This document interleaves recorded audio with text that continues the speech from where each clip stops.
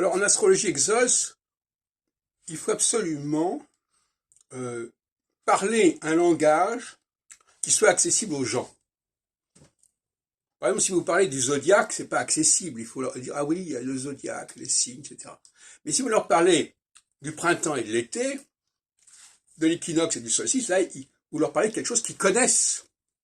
Vous leur dites pas, vous leur demandez simplement d'intégrer ce qu'ils connaissent dans un système qui est celui d'une certaine astrologie, mais vous leur dites, par exemple, que le solstice, c'est quelque chose qui vient s'ajouter, qui vient prolonger l'équinoxe.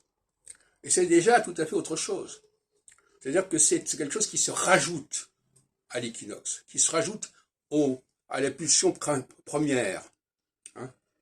Et là, il y a un décalage.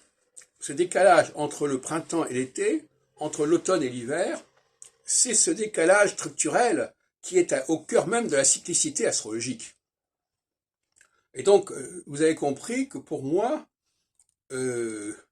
l'astrologie doit se ressourcer dans le processus saisonnier au lieu de s'arrêter au dispositif des 12 signes, qui est un dispositif complètement abscon, hétérogène, tout ce qu'on voudra. Et en plus, quelque chose qui ne correspond pas au vécu des gens. Donc là, il y a quelque chose à faire au niveau de la pédagogie de l'astrologie, partir de ce que les gens connaissent, ce que les gens ont vécu. Tout à l'heure, je parlais de Marguerite Duras.